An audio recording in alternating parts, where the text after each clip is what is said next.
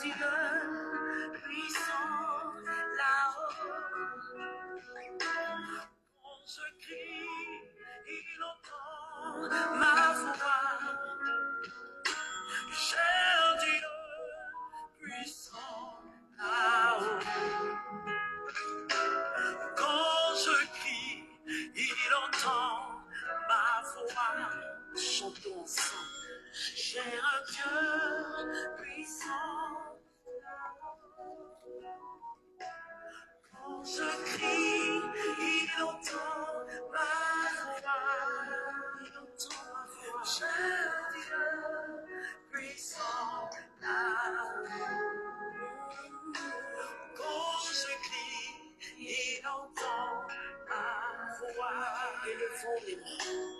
Oh Dieu, très grand, que tes œuvres sont admirables. Cher Dieu, puissant là-haut, puissant là-haut. Quand je crie, il entend ma voix. Oh Dieu, Dieu très, que tes œuvres sont excellentes. Cher Dieu, puissant là-haut. Quand je crie, il entend ma voix. Il me dit, vois, mon enfant, je te livre, Jéricho. Son roi et son armée. Moi je crois et je suis en paix. Il me dit, vois, mon enfant, je te livre, Jéricho. Son roi et son armée. Moi je crois et je suis en paix. Mais je crois, Seigneur, et je suis en paix. Je veux garder ce regard surnaturel. Ce regard surnaturel qui me permet d'obtenir la victoire, de gagner les batailles. Parce que je sais que tu es Dieu. Tu dis, tu l'accomplis. Alors, Seigneur, mon cœur s'ouvre à ta grâce. Oh Dieu. Mirognami, tu mi forso. C'est mignon, frère, mini. Mirognami, tu mi forso. C'est mignon, frère, mini. Mirognami, tu mi forso.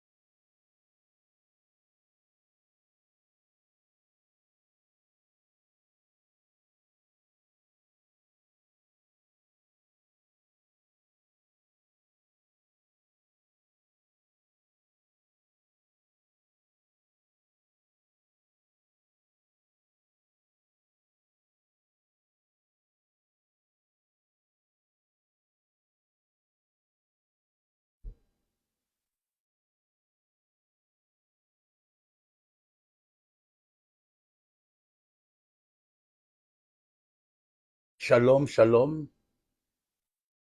Je suis certain que vous avez passé une très bonne nuit et nous sommes pratiquement à un jour de la fin de ce programme. Nous commençons ce matin. Demain, on va se retrouver à partir de 7 heures. Et les dimanches, nous allons avoir notre rencontre en ligne à partir de 8 heures. Ça sera la dernière matinée de l'année 2023. Sans plus tarder, nous voulons d'abord bénir Dieu ensemble pour la grâce qu'il nous a accordée de nous réveiller. J'ai une phrase souvent que j'utilise: dormir est un choix, mais nous réveiller est une grâce. Sans plus tarder, chacun va se recommander à la grâce de Dieu ce matin. Prions ensemble. Nous voulons te bénir, notre Père et notre Dieu, pour la grâce que tu nous accordes de nous retrouver autour de ta parole et dans ta présence pour cette troisième matinée de notre dévotion de fin d'année, de notre dévotion de traversée. Nous voulons te bénir, tendre Père, nous voulons te glorifier, parce que nous savons que c'est toi qui l'as permis. Et sans toi, nous ne pouvons rien. Nous prions, Seigneur, ce temps, pour que ce temps soit un temps de bénédiction, pour que ce temps soit un temps de visitation, pour que ce temps, et tous ceux-là qui vont se connecter, tous ceux-là qui vont même nous suivre après, soient visités par ta présence.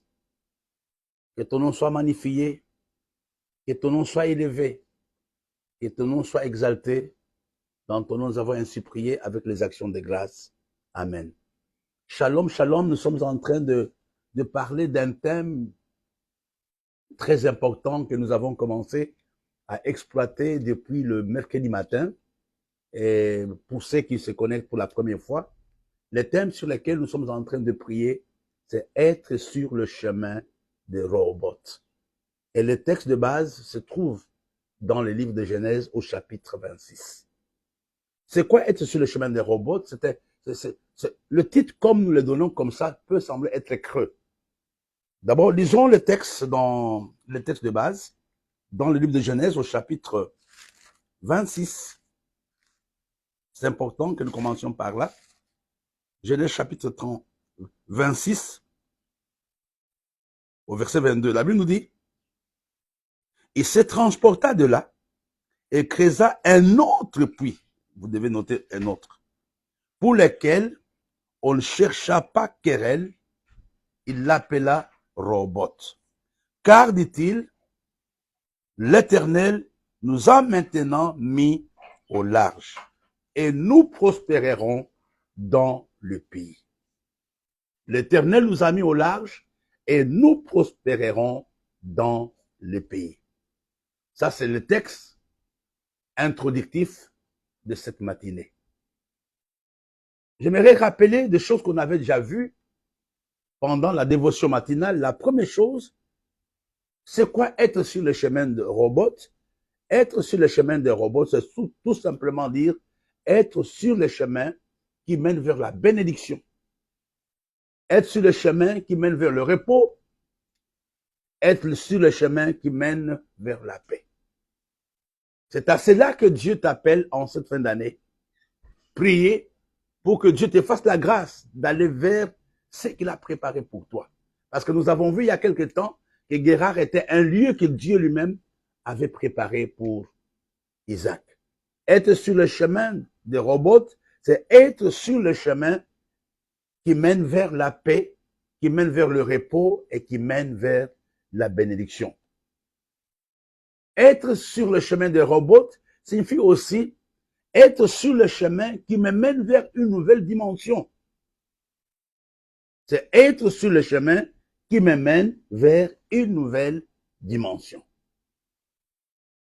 Être sur le chemin des robots, c'est être sur le chemin qui m'amène vers le lieu de ma victoire. Parce que n'oublions pas que Robot était creusé, ce n'était peut-être pas le plan initial d'Isaac, mais Robot avait été creusé quand Isaac avait été renvoyé, quand Isaac a connu des contestations, quand Isaac a connu des réclamations avec le berger d'Abimelech. C'est là où il aura à l'esprit, Isaac était un homme de paix. Il a dit, je vous abandonne le vieux puits, moi je veux aller creuser un autre. Et là, c'est important ce matin que nous puissions nous mettre cela à l'esprit. Que c'est un puits qu'il a creusé à cause de la contestation des hommes, à cause de la méchanceté, et Isaac a creusé un autre puits. J'aimerais qu'on reprenne quelque chose que nous avons vu hier. Rehoboth était le résultat de la persévérance d'Isaac. Rehoboth, c'est quelque chose que tu obtiens après des combats. Rehoboth, c'est quelque chose que tu obtiens après des luttes. Rehoboth, c'est quelque chose que tu obtiens après humiliation. Et je m'adresse à toi, qui as connu des combats, qui as connu des humiliations, qui as connu des rejets, qui as connu des contestations, mais Dieu veut t'accorder ce matin un Rehoboth. Dieu veut t'accorder ce matin un Rehoboth. C'est à toi de le dire à Dieu ce matin, Seigneur, j'aimerais recevoir mon Rehoboth. Ce matin, j'aimerais recevoir mon Rehoboth. Mais non recevoir, je veux atteindre mon Rehoboth. J'aimerais que tu comprennes aussi une autre chose. Rehoboth n'est pas simplement un rêve. Mais Rehoboth, c'est quelque chose qu'on obtient après le travail. Parce qu'il fallait qu'il creuse le puits. Il y a un prix que tu dois payer pour que tu arrives à Rehoboth. Ce n'est pas cadeau. Rehoboth est pour les hommes et les femmes qui persévèrent. Rehoboth est pour les hommes et les femmes qui se battent, qui prient, qui gênent, qui intercèdent, qui travaillent, et à la fin, ils atteignent ce que j'appelle Rehoboth. Ensemble, nous allons prier ce matin. Seigneur, fais-moi la grâce, en cette fin d'année, d'atteindre mon Rehoboth. Au nom de Jésus, prions ensemble. Seigneur notre Père, Seigneur notre Dieu, nous nous tenons devant toi. Nous prions pour que nous puissions chacun recevoir son Rehoboth. Nous voulons atteindre notre Rehoboth ce matin. Peu importe les humiliations d'hier, peu importe le rejet d'hier, peu importe les contestations d'hier. Ce matin, mon frère et ma sœur, nous avons pris la résolution d'aller jusqu'à Rehoboth. Nous refusons le découragement. Nous refusons l'abandon. Nous refusons la passivité. Nous voulons ce matin prier pour qu'ensemble nous atteignions notre Rehoboth. Nous te bénissons, nous te glorifions au nom de Jésus. Rehoboth, c'est quelque chose que tu atteins après le combat, après la prière, après le travail, après le sacrifice, tu vas atteindre ton Rehoboth. Alors, vous savez, hier, nous avons vu quelque chose de très important que j'aimerais encore nous rappeler ce matin, parce que cela est important. C'est quoi Rehoboth? Rehoboth, c'est tout simplement Dieu me met au large. Dieu me met au large. Ici, j'en profite pour ouvrir une parenthèse. Rehoboth, c'est mettre terme à la vie de limitation. Rehoboth, c'est mettre terme à la vie de la prison dans laquelle tu te trouves. Isaac était limité. Tout ce qu'il faisait, on lui disait non, c'est à nous. Quand il travaillait, on disait c'est à nous. Quand il travaillait, il était en face de réclamations. Quand il travaillait, on disait que c'est notre terre. Il y avait une réclamation sur la vie d'Isaac. Il y avait une limitation sur la vie d'Isaac. C'est ainsi qu'il va se décider d'aller vers un autre endroit pour creuser le puits de Rehoboth. Alors, avant de continuer, j'aimerais qu'ensemble, nous puissions prier, que nous puissions dire, Seigneur, toute forme de limitation en cette fin d'année, pour l'année 2024, il n'y a rien qui peut me limiter. Il n'y a rien qui peut me retenir dans la prison. Au nom de Jésus, prions ensemble. Ce matin, nous maudissons toute forme de limitation. La limitation que le diable nous impose. La limitation que nous nous sommes nous-mêmes imposés. Ce matin, nous prions pour notre délivrance. Ce matin, nous prions pour notre libération. C'est la raison pour laquelle nous sommes en ce lieu. Parce que nous sommes fatigués de mener une vie de 4 murs. Nous sommes fatigués de mener une vie de surplace. Ce matin, nous crions, tendre Père, nous prions. Nous sommes en train de proclamer que nous sortons de toute limitation. Nous sortons de toute forme de prison. La prison au niveau de nos pensées, la prison au niveau de nos idées, la prison des hommes. Seigneur, nous, ce matin, nous disons simplement que nous recevons par la foi notre robot. Je me vois totalement libéré. Je me vois libre. Je me vois hors de toutes les limites que les hommes m'ont imposées. Je me vois hors de toutes les limites que je me suis imposées. Je te bénis, mon Père. Je te bénis, mon Dieu, au nom de Jésus. Robot, Dieu met au large. Ce matin, nous prions pour maudire, pour résister, pour sortir de la limitation.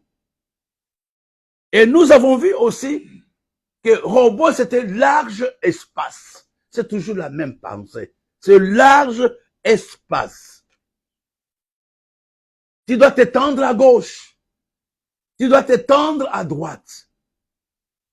J'aimerais que tu puisses avoir à l'esprit la vision de l'expansion.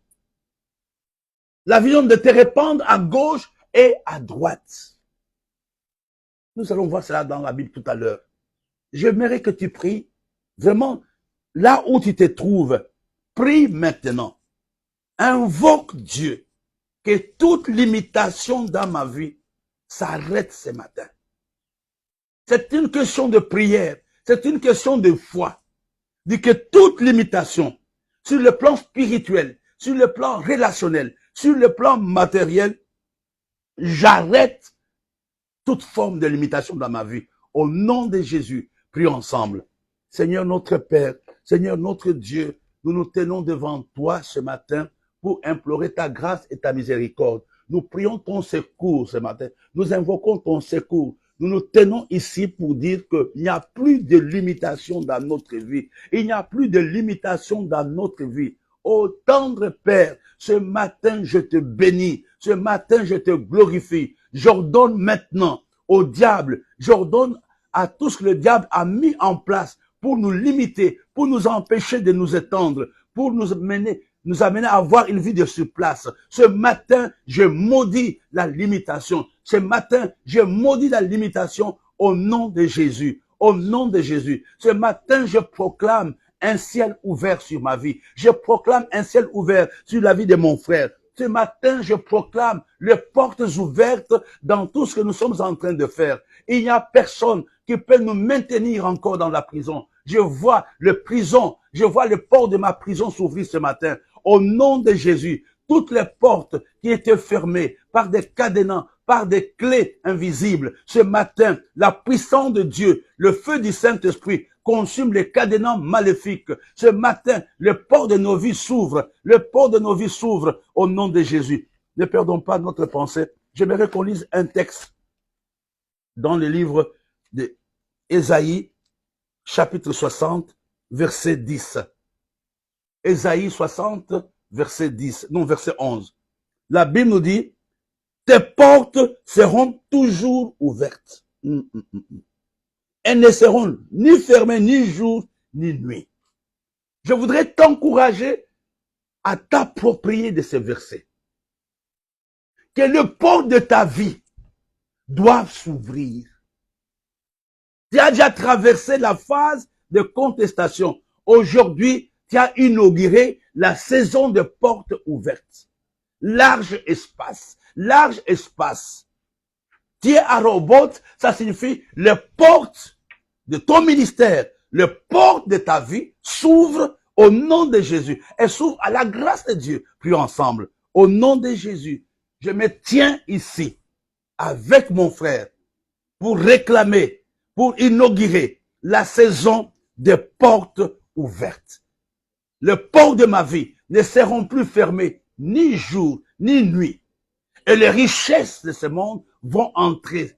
les richesses des nations vont entrer dans ma vie, vont entrer dans la vie de mon frère. Écoute-moi bien. Personne ne pouvait encore dire un mot à Isaac quand il était arrivé à Roboth. Quand il était arrivé à Roboth, personne n'avait encore le droit de contester quelque chose dans la vie de Roboth. Et pourtant, Roboth n'était même pas dans le pays d'Israël. Roboth était encore dans le pays des Philistins. Alors, il y a quelque chose que j'aimerais que tu comprennes aussi, que tu puisses faire cette déclaration. Roboth, c'est aussi l'image de dire, après l'échec, il y a une vie. Il y a eu des échecs dans la vie d'Isaac. Le puits de son père était rempli de poussière. Mais j'aimerais dire à quelqu'un, peut-être il n'y a pas de logique dans ce que je dis, mais j'aimerais dire à quelqu'un, n'aie pas peur. Après les échecs des 12 premiers mois, il y a une vie pour toi. Il y a un robot pour toi. Prends cette parole comme une prophétie pour toi. Tu vas me dire, pasteur, j'ai creusé des puits, ça n'a pas marché. Non, tu as commencé une nouvelle saison. Tu es sur le chemin de ta délivrance. Robot aussi, si vous voulez bien, c'est le lieu de ma délivrance. Isaac était délivré de la méchanceté des Philistins. Ce matin, je voudrais là où tu te trouves, que tu dis, Seigneur, ce matin, opère une délivrance totale dans ma vie. De tout, isole-moi des œuvres de la sorcellerie, des œuvres de la magie, des œuvres de l'envoûtement, des œuvres de l'enchantement. Au nom de Jésus, prions ensemble. Ce matin, nous déclarons que nous sommes à Roboth, Seigneur. Nous sommes au lieu de notre délivrance. Ce matin, nous voyons déjà les chaînes de l'enfer, les œuvres de la sorcellerie s'arrêter. J'aimerais dire à quelqu'un que malgré la faute d'Abimelech, il ne pouvait plus attaquer. Vous allez voir cela après dans la Bible. Il n'a pas pu attaquer Isaac. C'était vraiment la saison de sa délivrance. Il était complètement libéré. Il était complètement libre des influences d'Abimelech, de Philistins. Il ne pouvait plus l'attaquer. Il s'était mis dans une position où on ne pouvait plus l'attaquer. Ce matin, je proclame la délivrance dans ta vie. Prie pour la délivrance. Les œuvres de la chair, les œuvres de la magie, les œuvres de la sorcellerie s'arrêtent ce matin parce que tu es à Roboth, parce que tu es sur le chemin de Roboth. Aucun sorcier ne peut encore prétendre avoir de prétentions sur toi. Tout esprit de réclamation, tout esprit de dépouillement, tout esprit de vol s'arrête ce matin dans ta vie et dans ton ministère. J'arrête l'esprit de réclamation. J'arrête l'esprit de réclamation. Quand il creusait, c'était au prix de ses efforts. Les gens disaient non, c'est notre prix. J'aimerais aussi dire à quelqu'un, tu dois arrêter l'esprit de travail vain. Il creusait le puits, mais c'est d'autres qui buvaient ça. Il a creusé, je crois, c'est au verset, excusez-moi, je vais trouver rapidement. Voilà. Les serviteurs d'Isaac creusèrent encore dans la vallée et ils trouvèrent un puits d'eau vive. Le berger de Guérard querellèrent le berger d'Isaac en disant, l'eau est à nous. Et il donna au puits le nom de Sec parce qu'il s'était disputé avec lui. C'est lui qui a travaillé. C'est lui qui a fait des choses, mais d'autres personnes sont venues dire que non, cette eau est à nous. J'appelle ça l'esprit de travail vain. C'est toi qui travailles, mais c'est d'autres qui s'enrichissent. C'est toi qui travailles, tu as comme un esprit d'esclave. Roboth, c'est aussi la fin de l'esprit de servitude. L'esprit de servitude, c'est celui qui creusait. Vous savez pas comment on creuse. Il n'y avait pas de machine. C'était à la main. C'est pas ce que vous imaginez. Vous faites votre travail, à la fin de la journée, quelqu'un dit que non, tu as construit sur mon terrain. On confisque ta maison. C'est un exemple que je fais. Que tu as construit sur mon terrain, cette maison est à moi. Alors peut-être je parle de beaucoup de choses. Première chose, arrête dans ta vie maintenant l'esprit de dépouillement.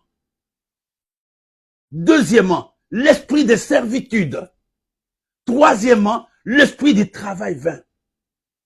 L'esprit du travail vain, tu transpires, tu te lèves le matin, tu vas au travail, mais tu n'as pas de salaire, tu n'as pas de résultat. Non. Trop, c'est trop. Du 1er au 30, on te voit sortir, mais à la fin du mois, la femme n'attend rien. On te voit aller à l'église, mais à la fin du mois, tu n'as rien. Nous allons ensemble, mes bien-aimés. Je parle de trois esprits. L'esprit de dépouillement, l'esprit de réclamation, et l'esprit de servitude, et l'esprit du travail vain.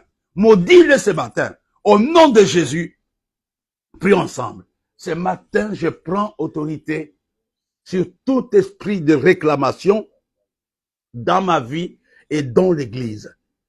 Ce matin, je maudis l'esprit de réclamation sur toutes ses formes dans ma vie et dans la vie de mon frère.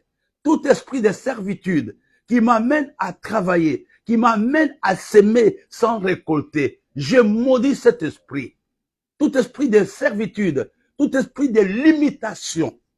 Ce matin, mon Dieu et mon roi, je m'oppose à cet esprit. Je m'oppose à cet esprit. Tout esprit qui prétend avoir des droits sur moi, je l'arrête ce matin. Je l'arrête ce matin. J'aimerais te dire, il n'y a personne ce matin qui doit avoir des droits sur toi. Il n'y a personne qui doit avoir des droits sur toi. Maudis cet esprit. Maudis cet esprit. Tout esprit de réclamation.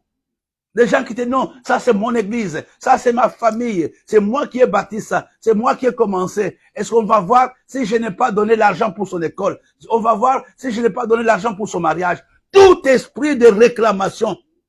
Le berger de Guérard disait, c'est notre puits, c'est notre puits. Mais ils n'ont pas creusé de puits. C'est Isaac. Ce sont ses serviteurs qui avaient creusé, mais c'est d'autres personnes qui venaient réclamer, qui venaient dire, c'est à nous. Non, je dis à quelqu'un, ton travail sera récompensé. Tu ne vas plus travailler en vain. Tu ne vas plus gêner en vain. Tu ne vas pas te lever en vain. Tu ne vas pas te payer ta dîme en vain. Tu ne vas pas te sacrifier en vain. Ton travail sera récompensé. Je dis à quelqu'un, je sais que ce que tu fais n'est pas vain. Parce que tu es à Rehoboth. Ton travail aura une récompense. Note ça maintenant. Note ça, que ton travail sera récompensé. Ton travail sera récompensé. Tu te lèves pour gêner, tu seras récompensé. Tu te lèves pour faire des émissions, tu seras récompensé. Et j'aimerais dire aussi que Rehoboth, c'est moi qui l'ai dit, c'est la récompense de la persévérance. Ta persévérance va payer. Ta persévérance va payer. Ta persévérance va payer, maman. Chaque matin, tu es en train de faire le ménage. Chaque matin, tu te bats avec les enfants à l'école de dimanche. Mais j'aimerais dire à quelqu'un, ta récompense sera grande. Ta persévérance va te payer. Et tu vas témoigner. Et tu vas témoigner. Je vais te dire une chose. Rehoboth n'était pas la finalité d'Isaac. Rehoboth, c'était un tremplin. D'abord, quand nous lisons très bien. Après, ils ont trouvé un puits qui avait beaucoup plus d'eau. Le puits qu'on appelle le puits de Beersheba. On va voir cela. Il remonta de là à Beersheba. L'Éternel lui apparut dans la nuit et dit, je suis le Dieu d'Abraham, ton père, ne crains point, car je suis avec toi. Je te bénirai. Je multiplierai ta postérité à cause d'Abraham, mon serviteur. Il bâtit là un autel, invoqua le nom de l'Éternel. Il dressa sa tente et les serviteurs d'Isaac y creusèrent un puits. Abimelech vint de Guérard auprès de lui avec Azoat, son ami, Picol, chef de l'armée. Isaac répondu, pourquoi venez-vous vers moi, puisque vous me haïssez et vous m'avez renvoyé de chez vous? Il répondit, nous voyons que l'Éternel est avec toi.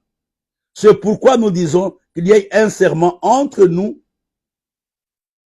et toi, et que nous fassions alliance avec toi. Alléluia. Le puits des serments, le puits de Beersheba, était un puits que Isaac a creusé après Rehoboth. Alléluia. J'aimerais te dire que ce matin, si tu es à Rehoboth, ne t'arrête pas. Dieu veut t'amener à atteindre une nouvelle dimension. Regarde, les mêmes personnes qui l'ont renvoyé sont venues le voir en disant, nous devons avoir une alliance. Quel est le sujet de prière que j'aimerais que tu fasses? Seigneur, ce matin, par la prière que tu fais, que je fais, je vais atteindre une nouvelle dimension. Peut-être déjà à Rehoboth, je n'en sais rien, mais demande que Dieu t'amène à un autre niveau, que Dieu t'amène dans une nouvelle dimension de gloire, de prospérité, de relation. Ne te limite pas à Rehoboth. Rehoboth t'amène vers le puits de Beersheba. Rehoboth t'amène vers le puits de Beersheba. Prions ensemble ce matin. Tendre Père, nous bénissons ton nom. Nous te glorifions. Nous t'exaltons parce que nous savons que tu nous prépares pour aller à une nouvelle dimension en cette fin d'année et au début de l'année 2024. Nous ne voulons pas nous arrêter dans ce que nous faisons. Nous ne voulons pas dormir sur nos lauriers, dire tout simplement que nous avons déjà atteint notre niveau. Non, mon frère, ce matin, j'aimerais que tu aspires à une autre bénédiction, que tu aspires à une autre grandeur, que tu aspires à une autre gloire. Rehoboth doit te motiver. Rehoboth, c'est le lieu de la motivation pour aller de progrès en progrès, pour aller de gloire en gloire. C'est à cela que Dieu t'appelle. C'est à cela que Dieu t'attend. Ne te limite pas avec une seule branche de ton église. Dieu t'appelle à creuser un autre puits. Rehoboth est un tremplin vers de nouvelles possibilités avec Dieu. Je bénis la vie de quelqu'un ce matin. Je te dis que ce que Dieu est en train de faire dans ta vie, ce n'est qu'un commencement. Tu t'es battu pour avoir ce niveau, mais ne te limite pas. Rehoboth n'est pas la finalité. Il y a autre chose que ton Dieu veut faire avec toi. Écoute-moi, je vais terminer avec une autre pensée. Rehoboth, c'est le lieu de mon élargissement, le lieu de mon expansion. Tu dois refuser la vie du surplace. Nous devons la refuser. Nous devons nous élargir sur tous les plans spirituels. J'aime quelqu'un qui dit, ces gens n'ont plus d'ambition. Je causais avec un pasteur qui me disait, telle personne a arrêté de grandir. Tu dois grandir ce matin, encore et encore. Barthélemy, tu dois encore aller de l'avant. Tu ne dois pas t'arrêter là où tu es aujourd'hui, que non, j'essaie déjà de lire la Bible. Non, frère. Il faut aller de progrès en progrès. Rehoboth, c'est l'élargissement. Mais ce que je voulais vous montrer, Rehoboth, c'est la bénédiction de Dieu qui ne se fuit pas des troubles. Donc, quand Dieu nous bénit, il n'y a pas de troubles. Regardez, partout, il était béni. Hein?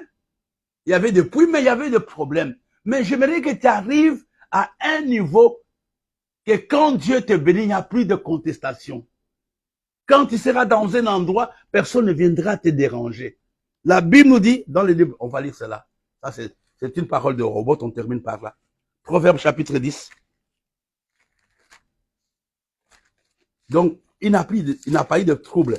Proverbe chapitre 10, verset 22, je crois. Oui, je crois, je vais trouver. Alléluia. La Bible nous dit, c'est la bénédiction de l'Éternel qui enrichit et il l'a fait suivre de aucun chagrin. Il y a des choses que nous pouvons avoir des hommes, mais après il y a des problèmes. Mais Dieu veut t'amener dans une position que la bénédiction que tu vas avoir ne va plus te faire pleurer. C'est la bénédiction de Dieu qui enrichit et qui ne fait suivre de aucun chagrin. Il n'y a pas quelqu'un qui viendra te déranger. Ça sera ta maison, ça sera ton ministère, Ça sera ton business. Aujourd'hui, tu as un travail, mais le patron te dérange. Mais Dieu veut t'amener à Robot. C'est la bénédiction de Dieu sans trouble. Alléluia. C'est la bénédiction de Dieu sans trouble. Aujourd'hui, tu es en location. Je prophétise sur toi que très bientôt, tu seras propriétaire.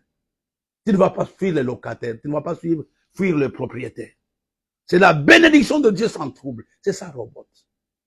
Je veux qu'on atteigne une telle dimension dans la vie. Je veux que tu aies des gens sans trouble autour de toi. Il y a des gens, mais qui te créent des problèmes. Là, tu n'es pas Robot. Tu es dans un travail, tu as toujours des combats. Ce n'est pas ça le plan de Dieu.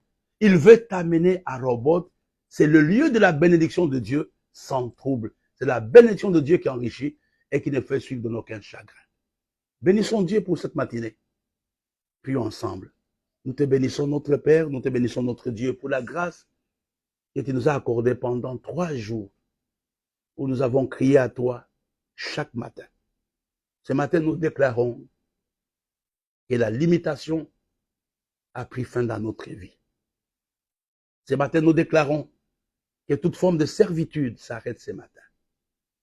Nous voulons aller de progrès en progrès et de gloire en gloire. Nous te bénissons notre Père. Nous te bénissons notre Dieu. Au nom de Jésus que nous avons ainsi prié. Amen. Nous sommes arrivés à la fin de cette dévotion matinale. Rendez-vous demain. Retenez l'heure. Ça ne sera pas à 6h30, mais ça sera à 7h.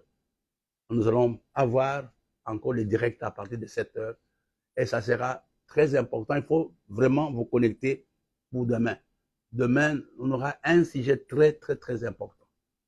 Nous devons arrêter l'esprit des morts en cette fin d'année. Et nous allons prier par rapport à l'esprit des morts demain. Et nous allons demander la grâce de Dieu sur nos vies.